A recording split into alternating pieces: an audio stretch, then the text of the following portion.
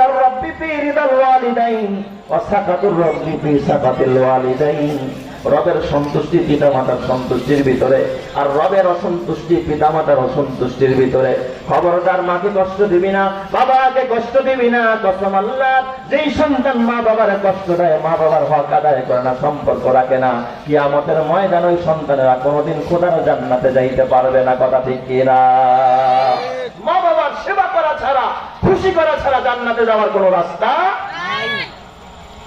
এই জন্য আমার বাবা নবীজি আমার বললেন, ওয়াসিলুল আরহাম, সল্লু বিল্লাইল, এবং রাতের বেলায় দাঁড়ায় নামাজ পড়বেন না। শুনিয়াম, যখন মানুষগুলো ঘুমন্ত থাকে, এই 4 কর্মসূচি যদি পালন করতে পারো, নবীজি বললেন তাদখুলুল জান্নাতা বিসালাম, তুমি নিরাপদে শান্তিতে তুমি রবের জান্নাতে চলে যাইবা। জোরে কও সুবহানাল্লাহ। এই জন্য আমার বাবা, আমি শুরুতে যে হাদিস পড়েছিলাম, 3 ব্যক্তির জিম্মাদার আমার আল্লাহ। সালাসাতুন কুল্লুহুম দামিনুন আলাল্লাহ, 3 ব্যক্তির জিম্মাদার আমার আল্লাহ। ইন আশা রুজিকা ওয়া কুফিয়া, আল্লাহর নবী বলেন যদি সে বেঁচে থাকে তার রিজিক আল্লাহ দিবে এবং তিনি যথেষ্ট হয়ে যাবে। ওয়া ইম্মা তাদখালাহুল্লাহুল জান্নাহ, আর যদি মরে যায় তাকে আল্লাহ জান্নাত দিয়ে দিবে। 1 নম্বরে মান দাখালা বাইতাহু ফাসাল্লামা, ঘরে ঢোকার সময় যে সালাম দিয়া ঘরে ঢুকে 1 নম্বর। আর 2 নম্বরে ওই ব্যক্তির জিম্মাদার আমার আল্লাহ।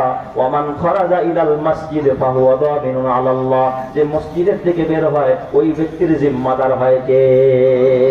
মসজিদে যাওয়ার পথে যদি মারা যায়, ঘর থেকে ওযু বানাইয়া মসজিদে রওনা করছে নামাজ পড়ার জন্য, পথের মধ্যে যদি মারা যায়, এই মানুষটা জান্নাতে চলে যায়, কারণ তার জিম্মাদার আল্লাহ। ওয়া মান খারাজা ইলাল মাসজিদি ফাহুয়া দামিনুন আলাল্লাহ, ওই ব্যক্তির জিম্মাদার স্বয়ং আল্লাহ।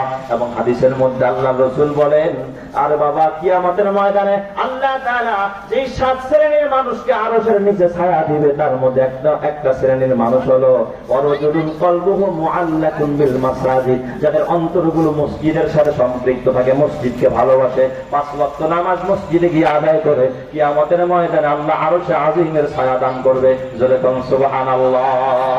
মসজিদে যাওয়া, মান ফারাজা ফি ইলাল মাসজিদি ফাহুয়া দামিনুন আলাল্লাহ, যে মসজিদে যায় তার জিম্মাদার কে? আল্লাহ। আর জোরে বলেন না কে? আল্লাহ। মসজিদে গেলে আল্লাহ জিম্মাদার হয়ে যায়।